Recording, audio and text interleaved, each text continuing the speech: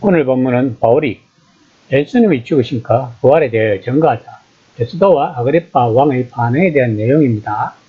26장 24에서 25절입니다. 바울이 이같이 변명하며 베스도가 크게 소리내어 이르되 바울아 내가 미쳤도다. 내 많은 학문이 너를 미치게 한다 하니 바울이 이르되 베스도 각하여 내가 미친 것이 아니요 참되고 온전한 말을 하나이다.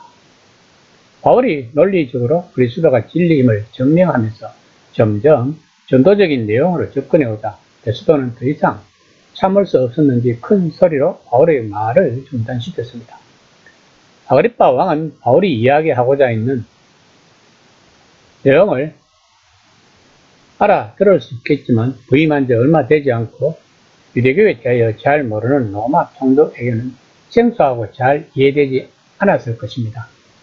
그는 바울이 너무도 많은 것을 알고 있었기 때문에 이렇게 비현실적이고 미신적인 생각에 빠져 어리석은 헛소리를 한다고 판단했을 것입니다. 본문에서 미치게 만들었다는 것은 너희 그 훌륭한 학문이 너를 미치게 하고 있다는 뜻입니다. 당시 현실적이고 쾌락주의적인 생각에 빠져 있었던 로마인에게는 미래에 대해 말하는 것 자체가 미친 일로 여겨졌을 것입니다. 예수님도 미친 자로 취급받으셨고 바울은 하나님을 위해 미친 자 되었음을 고백하였습니다. 그러나 바울은 자신이 미치지 않았고 오히려 참되고 온전한 말을 하고 있다고 답변을 하고 있습니다. 26장 26에서 27절입니다. 왕께서는 이 일을 아시기로 내가 왕께 담대히 말하노니 이 일에 하나라도 아시지 못함이 없는 줄 믿나이다. 이 일은 한쪽 구슬에서 행한 것이 아니니이다. 아그리파 왕이여 선지자를 믿으시나이까? 믿으신 줄 아나이다. 바울은 아그리파 왕에게 직접 호소합니다. 아그리파 왕은 로마인들의 친구로만 알려진 것이 아니라 유대인들 사이에서도 평이 좋았다고 합니다. 그는 몇몇 선조들처럼 그렇게 폭력적이지 않았다고 합니다. 그는 바울이 2에서 3절에서 인정하듯 유대교의 전통을 이해했고 바울이 본문에서 가정하듯이 아마도 예수에 대해서도 잘 알고 있었을 것입니다. 그러면서 바울은 선지자를 믿을 줄 아나이다 라고 말을 합니다. 이 말은 굉장히 중요한 말입니다. 만일 아그리파가 예언자와 모세의 말을 믿고 있다면 그들이 말해온 그리스도의 고난과 부활을 믿을 수 있다고 바울은 확신하였던 것입니다. 이제 아그리파는 딜레마에 빠지고 말았을 것입니다.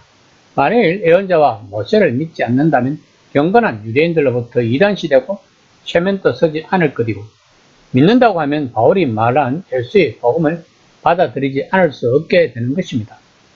아마도 바울은 아그리파가 일부 유대인의 피가 섞인 사람이었으므로 왜냐하면 헤롯 대왕은 에돔인이었지만 대대로 내려오면서 유대 여자들과 결혼을 했기 때문입니다. 성경 진리에는 마음속으로 동의했을 것이라고 바울은 믿고 있었기 때문에 단도직입적으로 아그리파 왕에게 말하고 있는 것입니다. 이에 대한 아그리파 왕의 대답은 26장 28절입니다. 아그리파가 바울에게 이르되 내가 저것말로 나를 권하여 그리스도인이 되게 하려 하는도다. 아그리파는 이 질문을 간단하게 회피할 수 없다는 것을 알았을 것입니다. 한번 생각해 보세요. 그 자리에 있던 모든 사람들이 미친 것 같기도 하고 아닌 것 같기도 한 이상한 학자의 질문에 왕이 어떤 대답을 할지 궁금해하고 왕의 대답을 기다리고 있는 광경을 아그리파 왕 또한 짧은 순간에 많은 생각이 스쳤을 것입니다. 난 믿지 않는다 라고 하면 자기 백성의 상당수에게 인기를 잃을 것입니다. 그렇다고 믿는다고 하면 바울은 그 말을 붙잡고 결말을 지을 것입니다. 그러면 부활을 믿으시는군요. 그렇다면 왜 예수를 믿지 못합니까? 라고. 이것이 바울이 8절에서 주장하려던 요점입니다. 당신들은 하나님이 죽은 사람을 살리심을 어찌하여 못 믿을 것을 여기나이까? 그러나 아그리파는 곤란한 상황에서 영리하게 대처합니다. 너는 지금 여기서 나를 그리스도인으로 만들고 있다고 생각하는가? 라고 말함으로써 바울의 질문에 대답한 것입니다. 그러자 바울 또한 아그리파 왕이 당황했을지언정 영리한 반응에 대해 대응합니다. 26장 29절입니다. 바울이 이르되 말이 뜨거나 많으나 당신뿐만 아니라 오늘 내 말을 듣는 모든 사람도 다 이렇게 결박된 것 외에는 나와 같이 되기를 하나님께 원하나이다 하니라. 이제 바울의 변론은 끝났습니다. 바울의 말을 들은 사람들은 바울은 죽음에 이를 만한 일을 하지 않았고 쇠사슬에 매일 만한 일도 하지 않았다고 말을 합니다. 26장 32절입니다. 이에 아그리빠가 베스도에게 이르되 이 사람이 만일 가이사에게 상소하지 아니하였더라면 석방될 수 있었을 뻔하였다 하니라. 물론 베스도가 용기를 내어 바울을 풀어줄 수도 있을 것입니다. 그러나 베스도가 그런 사람을 구려하고 있었고 그가 황제에게 상소를 했는데 베스도가 그것을 기각했다는 사실을 황제가 알면 황제는 베스도를 어떻게 생각할까요? 아마도 불쾌하게 생각했을 것입니다. 또한 유대 집권층도 기분 나빠했을 것입니다. 이 모든 일은 이제 바울이 황제의 성님으로 로마에 갈 수 있게 해주었던 것입니다.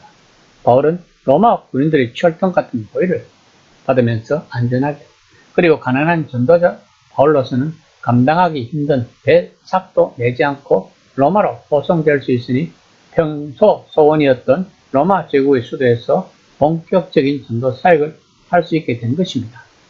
이 모든 것이 협력하여 선을 이루시는 하나님의 신비로운 섭리 가운데서 진행되고 있는 것을 알 수 있습니다. 바울은 로마서 8장 28절에서 이렇게 말했습니다. 우리가 알거니와 하나님을 사랑하는 자, 곧 그의 뜻대로 부르심을 입은 자들에게는 모든 것이 협력하여 선을 이루리라. 이 시간 나의 삶에서 하나님은 어떤 섭리가 작용하고 있는지를 한번 생각해보는 시간이 되었으면 합니다.